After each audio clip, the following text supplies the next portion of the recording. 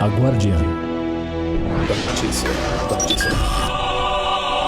Chegou a hora de São Paulo se juntar ao movimento da economia de água. Cuidar de casa é cuidar da vida. Cuidar da vida é cuidar da água. Cuidar de casa é cuidar da vida. Enquanto você cuida da água, a Sabesp cuida de você. Então vamos juntos nos cuidar na época mais seca do ano. Fique de olho na água. E não se esqueça, quando sair, use máscara. A Guardiã da Notícia.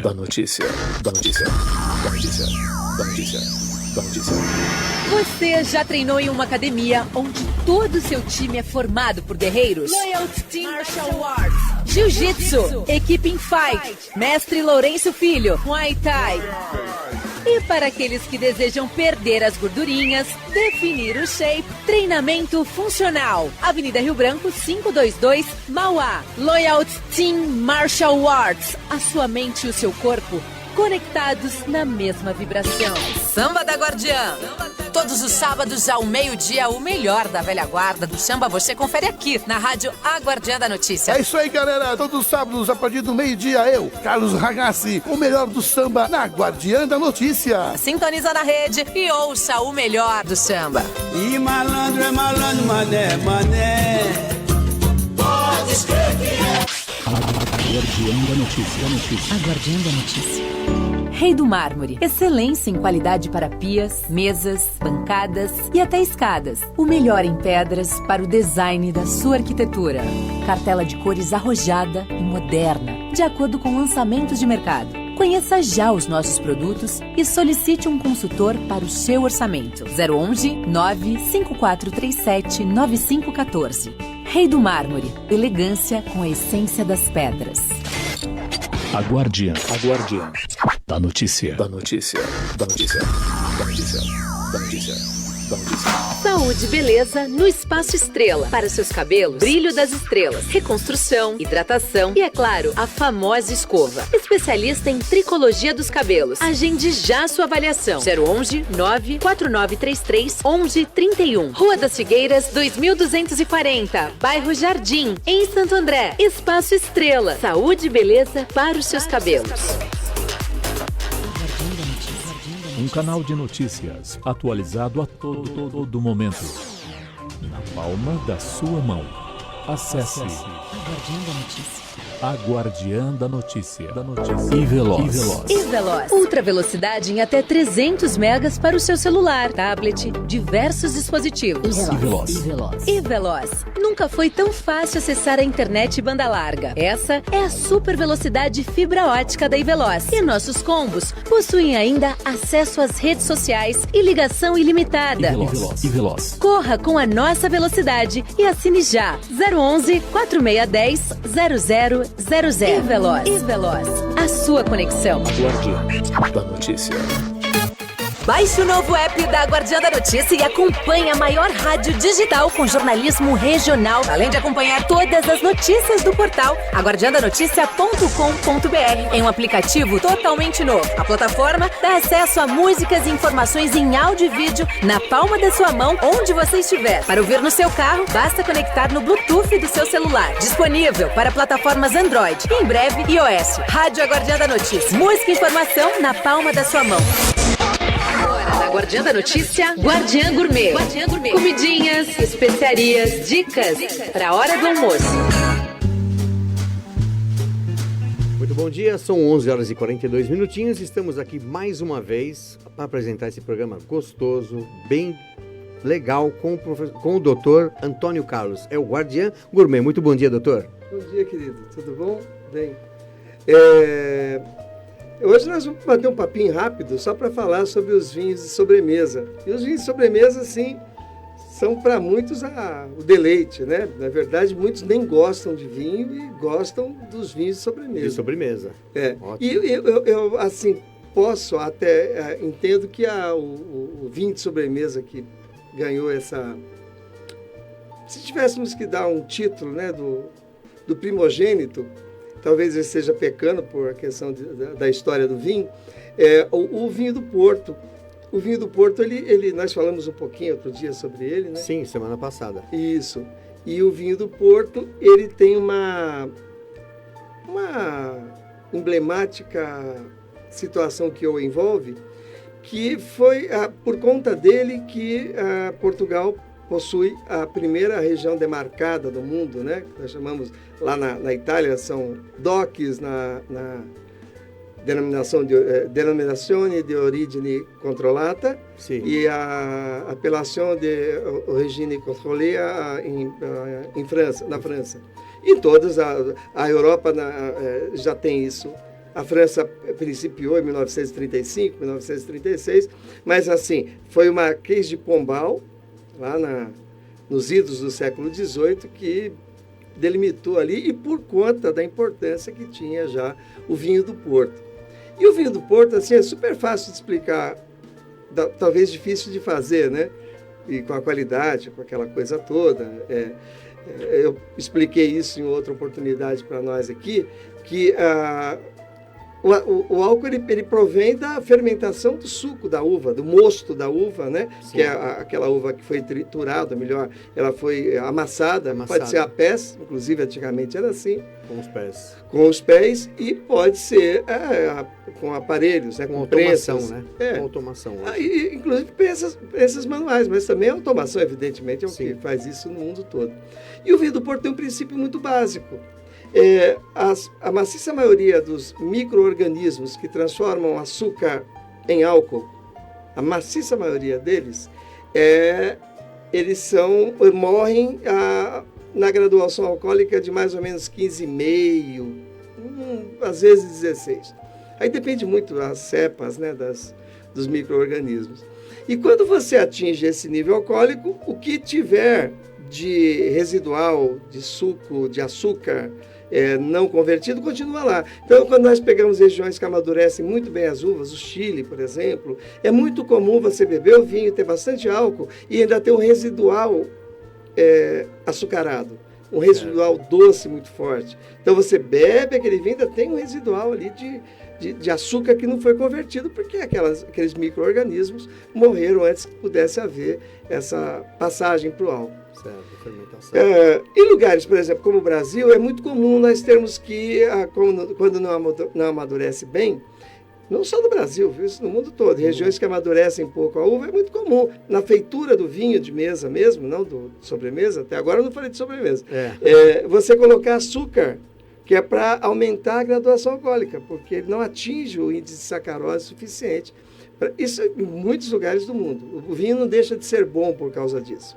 Toda vez que você faz algum evento que modifica as características do mosto, ou modifica já o vinho pronto, nós chamamos de chaptalização. Foi Chaptal que criou esse enredo. Olha, eu tenho que transformar isso em vinho. Tem muita coisa aqui para ser vinho, mas eu tenho que complementar com alguma coisa. Quando você complementa com açúcar, só para fazer a fermentação, ele é um vinho que foi chaptalizado. Quando você joga água para diluir, também foi chaptalizado. Bom, esse é um papo que não tem a ver com o vinho de sobremesa. Mas o vinho do Porto, ele parte do princípio que esses micro-organismos, eles são destruídos ali a temperatura, a grau alcoólico de mais ou menos 15,5. O que eles fazem? Eles esperam um percurso da fermentação e jogam a aguardente vínica dentro daquele mosto que está semi-fermentado. Tem alguns dias de fermentação só. Isso é uma técnica, né? É uma técnica. Tem muito mosto, tem muito suco de uva, ainda sem se transformar em álcool. E naquele momento que você joga a aguardente vínica, você você mata todos os micro-organismos que estavam convertendo aquele açúcar em álcool, aquele suco em álcool. Aí você tem um vinho doce e muito alcoólico. Então, muitos pensam, eu até pensava quando era menina, assim, devem colocar açúcar dentro disso. E o que se coloca de açúcar em vinhos aqui nossos e de outros lugares, colocam mesmo aqui em São Roque, eles colocam mesmo para ele ficar licoroso, mas aí não é um vinho de qualidade. É um vinho que se pretendeu adocicá-lo, deixá-lo palatável, né? Ou sei lá, que agrade alguns paladares, mas eu não vou considerar esses vinhos que jogam açúcar dentro. Eu vou considerar os vinhos que, tecnicamente, são feitos para serem de sobremesa e partir desse que é o vinho do Porto. O vinho do Porto, então, é um vinho que nós chamamos de fortificado, porque na metade, mais ou menos na metade da fermentação, que converteria aquele vinho, ou melhor, que converteria todo aquele suco de uva misturado com cascas, converteria em vinho de mesa. Na metade desse processo é adicionado aguardente vínica, e essa aguardente vínica intercepta, ela termina, acaba com a vida desses micro-organismos que converteriam em álcool, até porque já tem álcool demais ali também, e você tem um vinho que tem a doçura daquele açúcar que não foi convertido, e tem o álcool daquele que você acrescentou, mas o que já tinha convertido a partir daquele processo fermentativo. O vinho do Porto tem essa, e é, no meu entendimento, né, que seja o que eu mais goste, mas é, no meu entendimento, o vinho mais famoso de sobremesa do mundo, amado pelos ingleses, e para ele, um pouco criados. Na verdade, eu acho que a Europa trabalhou em função dos bebedores, para não dizer mais dos queridos ingleses, em função dos gostos dos ingleses, e para eles sendo vendido a maior parte da produção, pelo menos dos álcoois a partir da uva, tanto da França quanto de Portugal. Então, vinho do Porto é o mais famoso. Você podia perguntar, eu já vou... Eu ia perguntar para o senhor agora quais os tipos fora esse, né? Dentro do vinho do Porto já tem vários, nós poderíamos falar de vários. Tem aquele que você dá a safra, nós chamamos de vintage, e eles são submetidos, eu já disse isso em outra oportunidade aqui, eles são submetidos ao crivo de uma instituição, do vinho do Porto, que vai dizer se aquele vinho tem qualidade, vai ser submetido à avaliação desses juízes, né? Se ele tem qualidade para ser um vinho vintage ou não. Certo. Você pode anotar a data, ou melhor, o ano daquele vinho do Porto, e nós chamamos isso de colheita. Mas se você submeteu esse vinho do Porto ao crivo do Instituto do Vinho do Porto, essa instituição, e ela disse que você pode escrever vintage, esse vinho, ele ganha corpo, ou melhor, ele ganha prestígio e vai ser cobrado muito mais caro. Habitualmente, os vinhos que são vintage já são provenientes de vinhedos que têm estrutura de fruto que geram grandes vinhos. Então, assim, vai passar pelo crivo, mas tem algumas cartas não marcadas no sentido de serem protegidos. Mas já são vinhedos extraordinários, que geram vinhos extraordinários, e vão ser vinhos do Porto vintage. E você pode ter o vinho do Porto só colheita. Você disse o ano que ele foi feito, mas não pode dizer que é vintage, porque ele não foi submetido ao crivo desse instituto.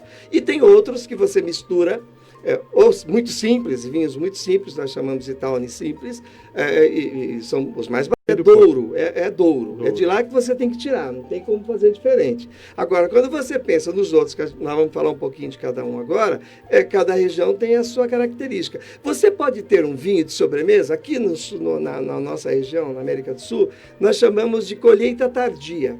Algumas uvas, notadamente a Gewürztraminer, mas outras também, mesmo a Sauvignon Blanc, elas podem ganhar um grau de maturação com tanto açúcar que aquele residual que eu te disse, sim, a partir dos 15,5, excede tanto, ninguém coloca açúcar, é do próprio fruto que amadureceu demais. Algumas uvas são mais propensas a isso. Que é muito comum você encontrar aqui em supermercados colheita tardia, principalmente chileno. E você toma, é super agradável. Ele não tem nada a ver com os outros vinhos que eu vou falar daqui a pouquinho, que são botritizados. É um fungo que seca a uva, mas que não estraga a uva. Tanto é que chamam podridão nobre. Então, primeiro eu falei do vinho do Porto, expliquei de que maneira ele é feito, bem Sim. assim, não tem nada também de tanta precisão, mas o princípio básico é esse. Tem vários subtipos de vinho do Porto, o mais alto degrau é o vintage, e são vinhos, assim, adorados por muitos, muitas confrarias só de vinho do Porto, e, assim, sem dúvida, no meu entendimento, é o vinho que mais se consagrou nesse âmbito de sobremesa, inclusive pelos ingleses, balizado pelo gosto inglês, né? E ainda são os que mais bebem vinho do Porto no mundo. E aí eu falei aqui rapidamente dos nossos vinhos de sobremesa. Eu deixei de falar desse que a gente soca açúcar dentro, esse não vale.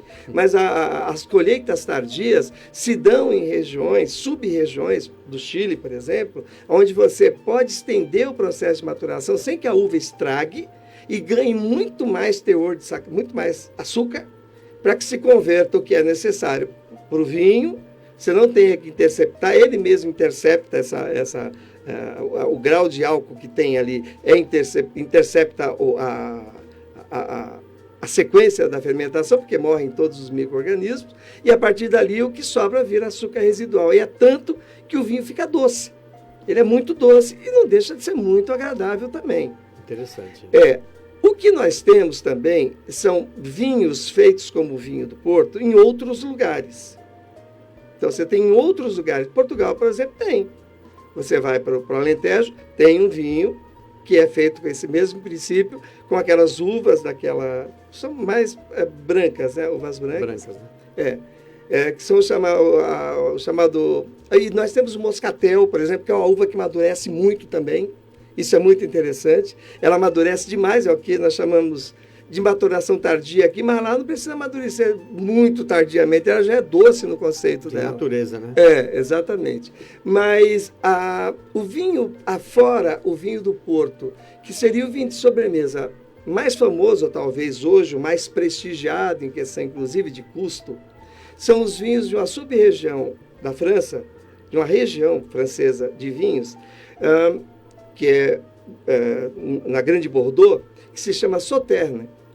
Sauternes é uma região que a climatologia, toda a situação térmica, de umidade, faz com que haja um amadurecimento, na maior parte dos anos, em que a umidade, a insolação, a temperatura média provocam um crescimento de um fungo, que é chamado Botrytis, que infectam os bagos de uva, dessas uvas que são utilizadas para esse vinho. A Semillon é uma delas, uma das que fazem que são agredidas por esse fungo. E a Sauvignon Blanc. São uvas que se dão ao luxo de serem infectadas, ou serem contaminadas, ou serem conduzidas no seu amadurecimento também por esse fungo. O que o fungo faz? Desidrata.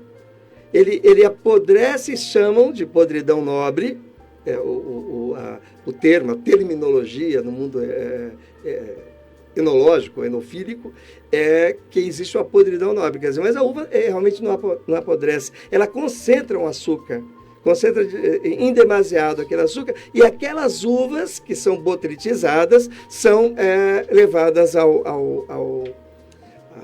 feitura do vinho de sobremesa. E o Sauternes é um dos vinhos, o mais caro vinho de sobremesa do mundo, assim na média. Claro, você vai pegar um vinho 1963, vinho do Porto, da Noval Nacional, que é o mais famoso, ele custa um preço exorbitante, um preço quase impagável para a maioria dos mortais. Mas assim, na média, todo ano vai saindo os vinhos. O Sauternes, chamado Chateau d'Yquem, até tem um amigo meu, que é o Roberto Vilela, ele adora Chateau d'Yquem, ele fala assim, de quem é o... que é dele, normalmente ele leva as garrafas, né, do Chateau d'Yquem.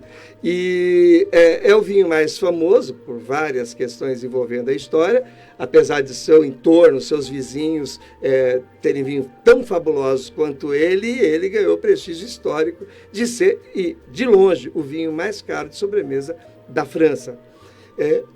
E a feitura desse Sauternes é a partir da botritização, é a partir de um processo onde as uvas são infectadas pelo fungo, e esse fungo concentra de maneira importante, chamado então de podridão nobre.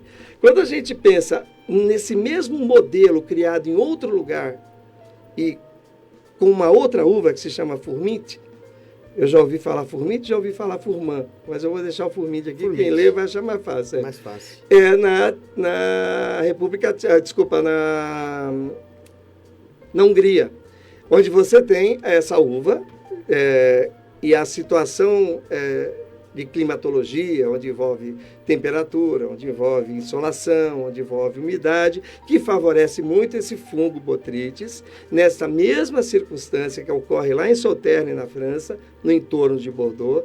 Acontece também na Hungria, nessa região aí onde se faz esses vinhos com a uva Furmint, e você tem um vinho botrytizado, também a partir da podridão nobre. Então você tem, só que poxa, é diferente? Ele é diferente. Quando você toma um Sauternes, ele tem quando você situa a questão organoléptica de olfato e degustação, de gustativo, eles são diferentes. Mas, assim, em patamares muito assemelhados, quando você faz uma comparação qualitativa. Então, a Hungria faz vinhos extraordinários, a partir da uva Furmint, também botrytizada, como acontece lá em Sauternes. Então, são vinhos de sobremesa que têm o mesmo mecanismo de feitura, porque estão em condições climatológicas, que nós chamamos isso, gostamos muito de usar o termo terroir, né? Mas, e que faz aí esses vinhos de sobremesa também muito interessantes. Aí você pode me perguntar, Antônio, quais são os outros vinhos de sobremesa? Assim, quando a gente pensa na feitura do Passito de Panteleria, por exemplo, é um da tua praia. É super famoso também, mas assim, o processo de feitura vai envolver uma dessas duas circunstâncias. Ou você evoluiu com essa uva à maturação extrema, certo. E você vai encontrar isso, por exemplo, como eu falei aqui na nossa Argentina, inclusive, mas no Chile. No Chile. Mais no Chile nós temos isso. No mundo todo você pode evoluir ao ponto que ganha tanta sacarose, a produção de sacarose é tão extensa por aquele fruto, que você tem um momento que morrem os micro-organismos e continua o açúcar lá dentro. Isso nós chamamos de um vinho de sobremesa de colheita tardia. Então, esse é um modelo. O outro modelo é a fortificação, você quebrar, interceptar, fazer com que o processo de fermentação não se conclua e você tem um vinho de sobremesa, porque muito daquele suco não foi às vias de fato se consagrar como álcool, e você tem aquele doce do suco que ficou junto com o álcool, que é o princípio do vinho do Porto, utilizado aqui na África do Sul. Os portugueses não gostam que fale isso, né? Mas os ingleses fazem um vinho muito parecido, muito assemelhado, de boa qualidade, com o mesmo processo que é feito o vinho do Porto. E processo de vinificação, ainda que eu particularmente assim acho que os do Porto são realmente imbatíveis quando você pensa nesse processo. E os vinhos que são botrytizados, ou melhor, as uvas que são botrytizadas. Aí tem o Sauternes, que aí tem várias grifes, eu falei de Chateau d'Yquem, poxa, aí tem um monte, aí nem vou ficar estendendo. Chateau d'Yquem, guarda o Chateau d'Yquem, porque é fácil o nome, né? D'Yquem, né? Mas é YQ.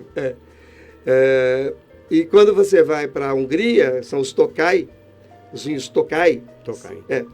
Tokaj, né? Tokai, eles têm a mesma feitura, o mesmo modelo de vinificação, a partir da podridão nobre, que é a botrytização, onde os fungos infectam as uvas e concentram mais o açúcar. Também os Tokai têm vários escalões, né? Eles são divididos em plutônios. É um pouquinho, talvez quando nós falarmos só disso, a gente estica, mas são vinhos fabulosos de sobremesa. Se você me perguntar qual que você mais gosta, eu gosto dos Tokais do Sauternes. E eu acho que no custo-benefício você toma Tokais a preços extraordinariamente mais baixos do que você toma o Sauternes. Então, o Sauternes, mas tem bons Sauternes baratos? Tem também bons Sauternes baratos, mas quando você compara, eu particularmente, com o meu gosto, eu gosto mais dos Tokai. Quando você pode beber as coisas com o preço que tiver, você bebe. Bem melhor, né? Bem melhor, exatamente. Quando você busca o bolso e tem que ganhar para poder pagar, que é mais difícil, né? Aí eu gosto disso. Se você me perguntar, e você já pretendia fazer isso, o que acompanha bem esses vinhos? Esses vinhos de sobremesa, o Sauternes e mesmo o Tokai, ele é muito vislumbrado, assim, os grandes gourmets do mundo. Eu tenho grandes amigos que adoram, o próprio Rony, o Ibrahim, o Nelson deve estar nos ouvindo talvez aqui, o meu amigo Juan, o Alba, eles gostam com o foie gras. Eu não sou do foie gras, né? Que é o fígado de ganso. Sim. Pode ser qualquer fígado, mas o foie gras, é o de ganso, né? E fígado de qualquer ave, não pode pegar os nossos aqui. É um foie gras também, é um fígado gorduroso, mas já não presta. Né? E cabe demais com o Sauternes. A combinação é extraordinária e talvez a combinação mais clássica do planeta de um vinho de sobremesa seja o foie gras com o Sauternes ou mesmo o Tokai. Eles são assemelhados também nesse aspecto de combinação. E eu particularmente gosto destes vinhos. Quando eu utilizo, quando eu evito sempre o vinho de sobremesa, agora depois de velho, né? Eu gosto com sobremesas que incluam pandeló, incluam coisas que são panificadas ou são bolos, que não sejam cremosas. Eu particularmente prefiro assim. Assim como o vinho do Porto. Eu gosto do vinho do Porto num horário diferente, quando eu estou à toa, não é sempre... Aliás, pouquíssimas vezes eu estou à toa, mas se eu estiver viajando, assim, principalmente no caso aí em Portugal, eu gosto, no final da tarde, um pedaço de bolo com um pouco de vinho do Porto. Eu não o admiro, ainda que seja assim, deva ser admirado, após a refeição. Mas essa é a pretensão do vinho do Porto, ele é um vinho de sobremesa. Eu gosto dele no meio do dia e para sobremesa, após a refeição, eu prefiro o Sauternes e o Tokai e o Passito de Pantelleria, que é da tua área, e outros por aí. Uma coisa importante, o vinho do Porto, eu falei da outra vez, mas é legal relembrar isso, ele tem uma combinação extraordinária com o Gorgonzola. Com queijo. É uma coisa... O vinho do Porto com o Gorgonzola parece fantástico. Que é impressionante. Para mim, é a combinação que eu acabo entendendo mais como de maior precisão, independentemente da consagrada parceria de um vinho de sobremesa, nem seja com doce, nem seja com queijo. A consagrada é essa que eu te falei, do foie gras, com o Sauternes. Eu já estendi aqui para o Tokai por minha conta, porque eu vejo uma verossemelhança entre os dois vinhos. Eu acho que é assim, falando rapidamente desses vinhos de sobremesa, eu acho que nós abordamos bem. Depois os nossos cadernos que estão sendo gravados vão ter precisão, dá lugar, dá mapa, essa coisa toda, e vai ficar bem legal para quem estiver vendo. Mas no primeiro embate, eu acho que nós somos bem. Tá ótimo, doutor Antônio Carlos. Eu acho que mais do que o senhor souber toda essa história de vinho, é maravilhoso para quem está nos ouvindo aí, né? Está aprendendo muito, né? Para quem não tem conhecimento ou que queira conhecer, tá fantástico o que o senhor está dizendo. É bem basal, assim, as pessoas que conhecem já sabem disso, né? Já tem noção boa disso. Mas aquelas que não, passam a ter entendimento que é o vinho de sobremesa, né? Não é vinho com açúcar dentro, que na minha cabeça, durante muito tempo foi isso. Mas eu sou um profundo conhecedor, né, do vinho, então tem uma... Antes de dormir, você dá ali 10 minutos, você fica... Depois tem que ter, como diz um amigo meu, Amaro, que é da Ravan, da importadora, um grande amigo meu, e ele fala assim, tem que ter litragem, né? Tem que ter litragem. Pois é. Temos um próximo programa, você tem uma pauta? Qual seria no próximo, em relação a vinhos? Hoje foi vinho de sobremesa. Qual seria no próximo? Sim, nós ficamos de falar de setores, né? Sim. Assim, enquanto nós vamos fazendo os cadernos para serem produzidos e entregues depois aí em horários específicos, nós vamos falar de subsetores. A ideia da próxima é nós falarmos do subsetor que se chama, na tua Itália, de Piemonte. E falar dos vinhos de lá. Norte da Itália, exatamente. E de vino piemontese. Vino piemontese. Tá bem. É isso, doutor. Por hoje? Por hoje é só.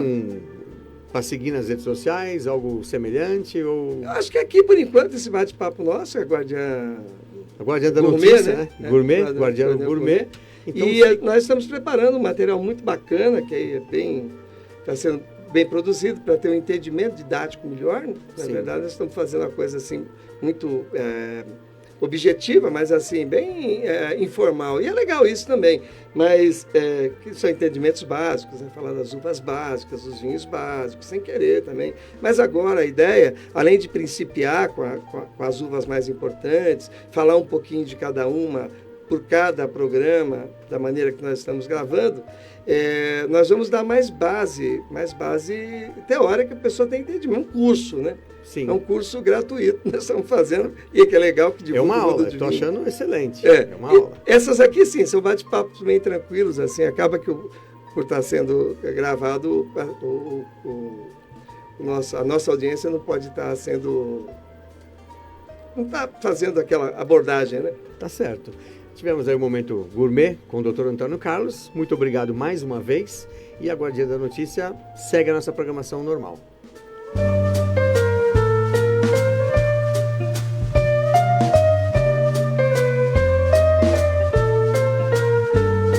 Guardiã Gourmet. Comidinhas, especiarias, dicas para a hora do almoço. A Guardiã da Notícia. Chegou a hora de São Paulo se juntar a